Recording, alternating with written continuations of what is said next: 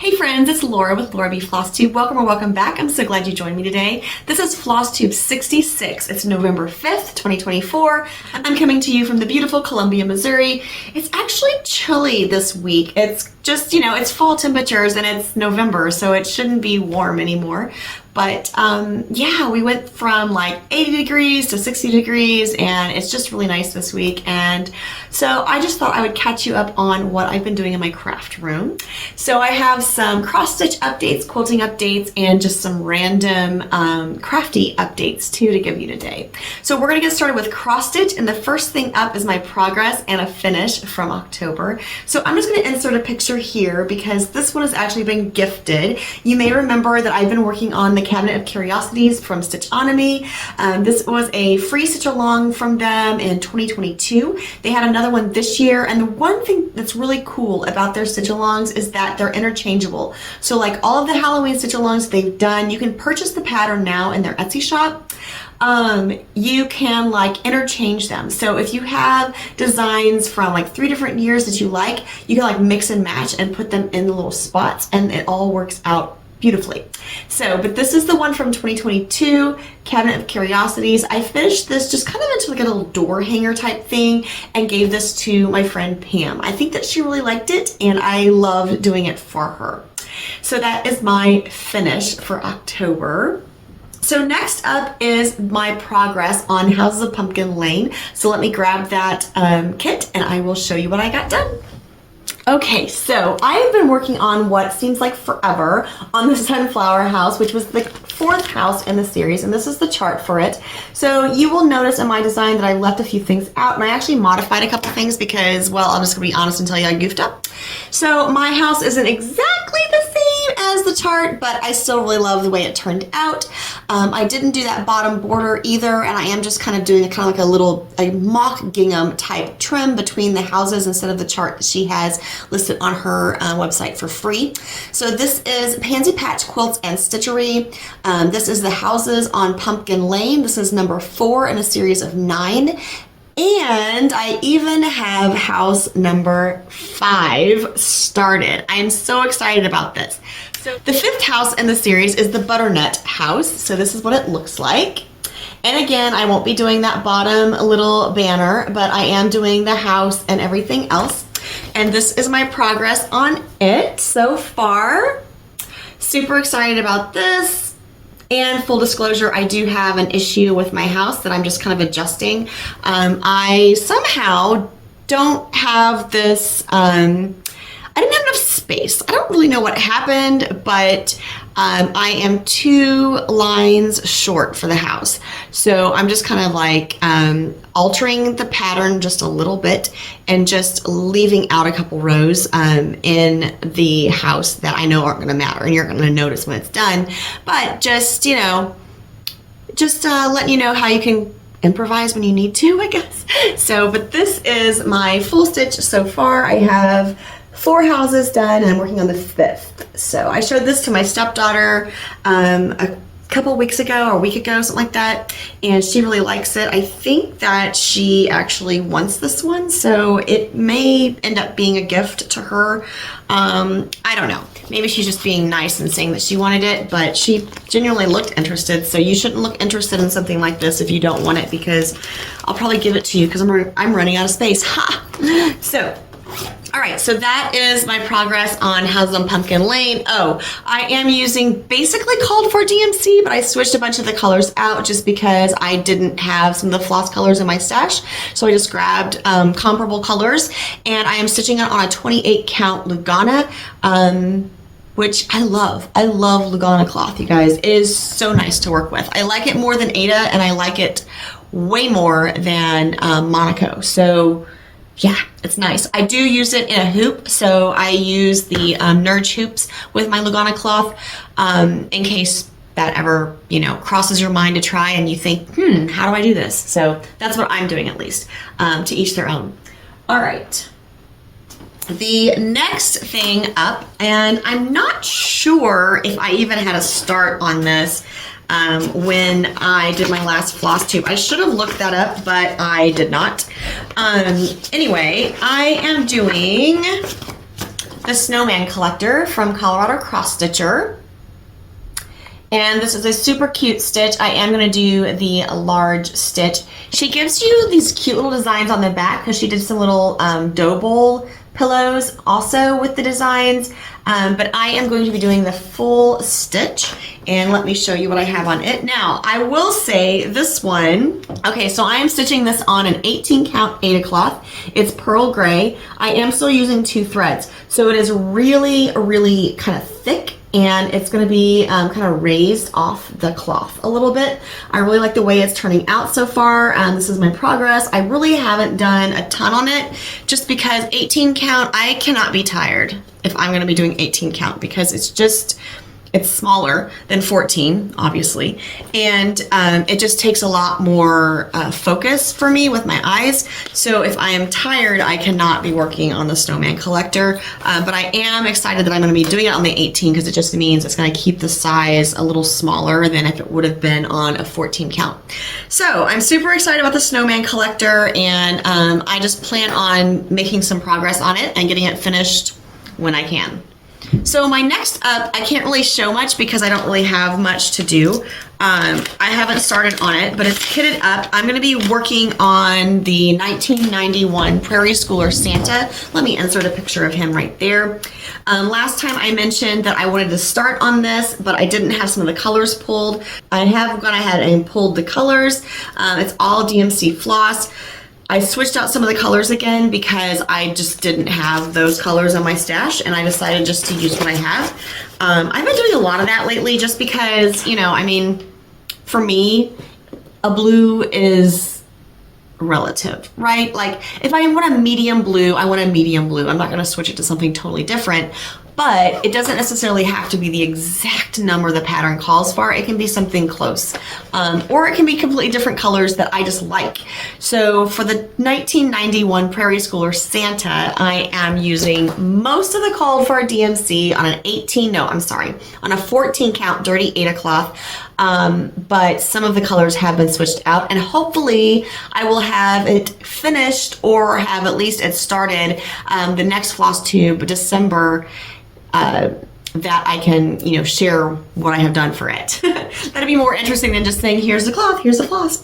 So, speaking of, here's the next thing too. The only other thing that I have kitted up right now, I have decided I am jumping in. I am doing it. I'm gonna do the Hometown Holiday Sampler, and I pulled the floss colors for this, and let me see if I can, let's see if we can do this. Yep, we can do it like this.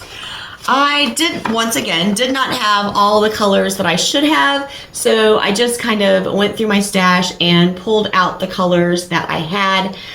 If I had the right color, then I am using that. If I didn't, then I just pulled something that was comparable, and I have my list in there. So let me show you my floss drop and my cloth. I do plan on starting it in November. I don't think it's going to be finished in November. I'm just using the 28 count Lugana once again, and here are my beautiful floss colors, and these are all DMC flosses as well. I am a DMC girl. I love it. I love anchor floss on the spools as well, but most of the stuff I do, I use DMC just because it's so, well, first of all, their colors are uniform. Most of the time, if you need a color and you run out and then you go to grab another skein, it's pretty close. Sometimes they're a little bit off, but most of the time they are spot on the same, which is really nice. And you know, they're reasonably priced, so I like that too. I don't like spending a ton of money on floss just because I also quilt and I do like nice quilting things. So my cross stitch is my second love. So my the majority of my crafty budget goes to quilting and nice things. So, all right. Speaking of quilting, let's just transition to that. I went to my brother's for an entire weekend. I stayed the night with my mom, which was super fun. I haven't done that in, I can't even tell you the last time. I think it's been probably, well, I know, it's been like 9 years since I spent the night at my mom's house. So that was so fun. I'm going to have a slumber party with my mom. We stayed up and talked for a long time that evening, and again in the next morning, and she came over and hung out while I quilted. It was super fun. I quilted 12 quilts that weekend. I had 12, I quilted 12 projects. They weren't all quilts.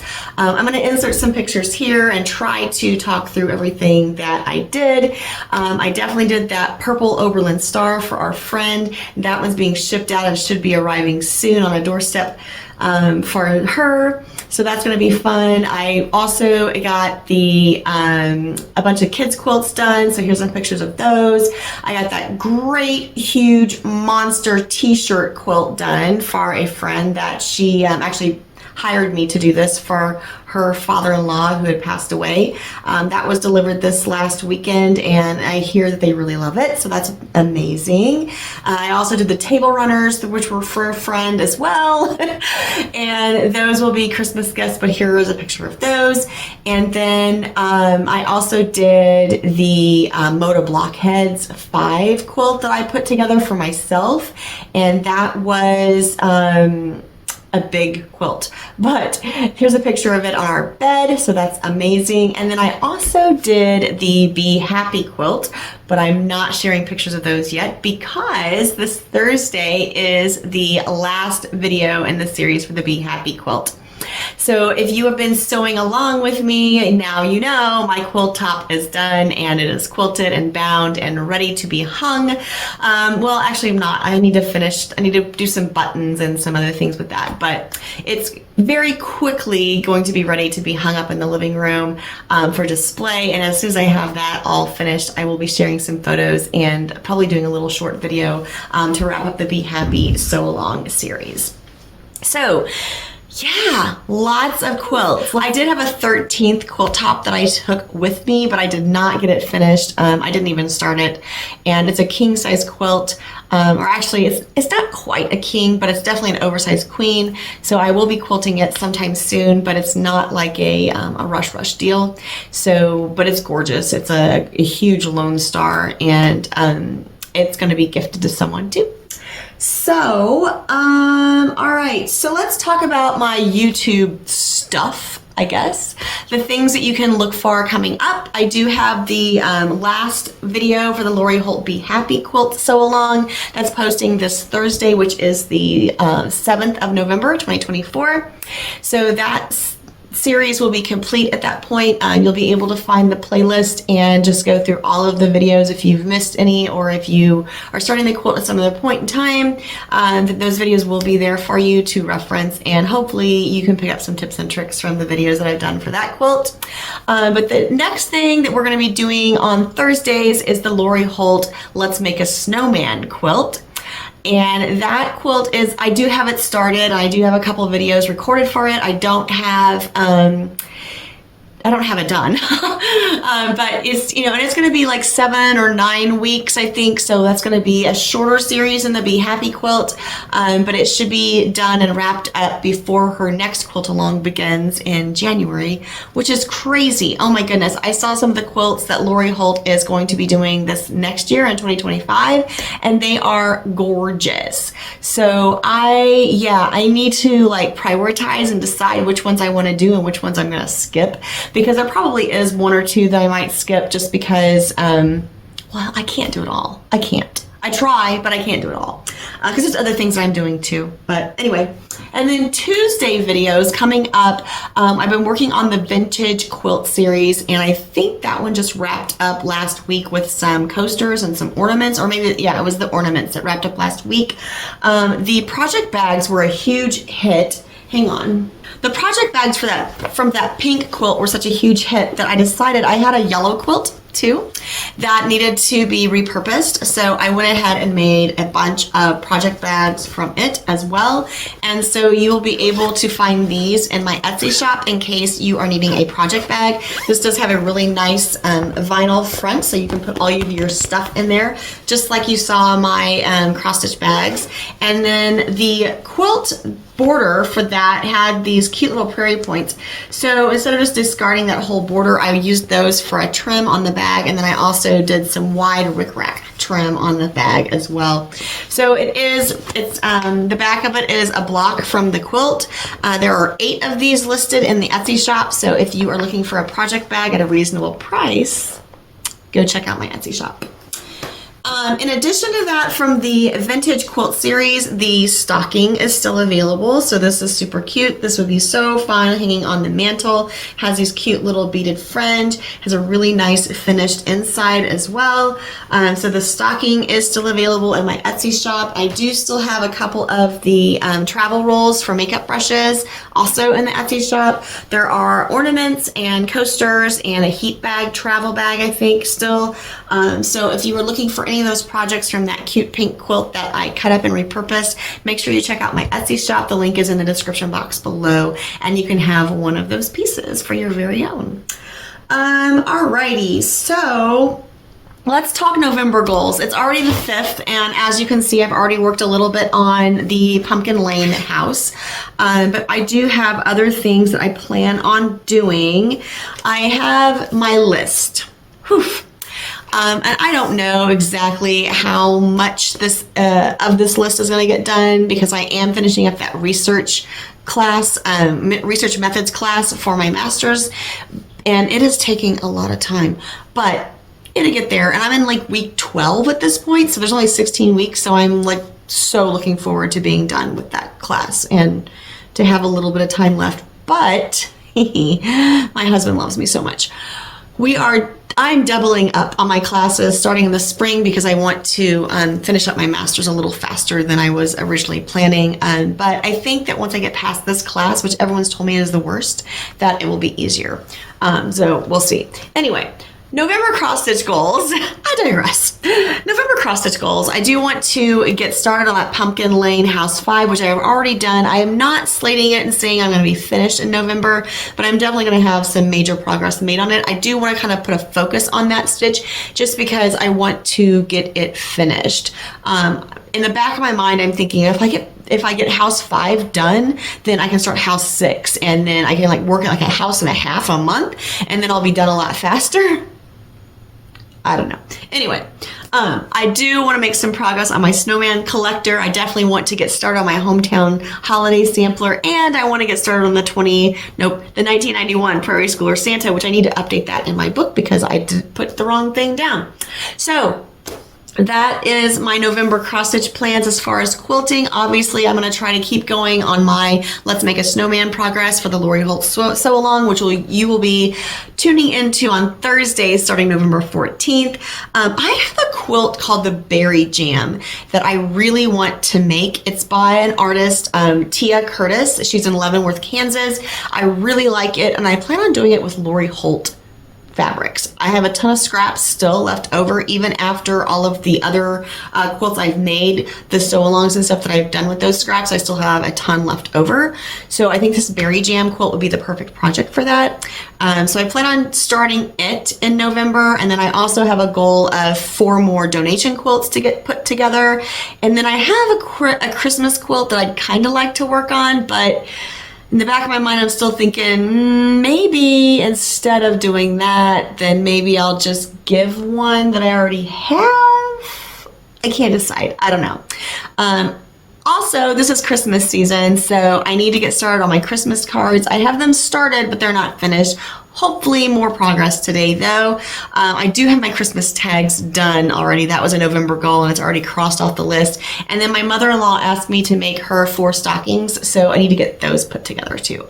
So yeah, that's where I'm at. And I know she likes to decorate around Thanksgiving, so I need to get those finished in November for her. Yeah, so that's my goals. That's where I'm at. That's what I've been doing. It's a lot of stuff, and obviously in the midst of that, I'm also juggling working full-time and taking some classes for my master's and just having some time to spend with my husband and friends and family and all that good stuff. So it's definitely keeping me busy, and I'm enjoying every minute of it. So that's really what it's all about. I hope until next time, we're just gonna wrap up right here. You're finding joy in all you do. Carve out some time for crafting and creating. Make sure it's always happy stitching.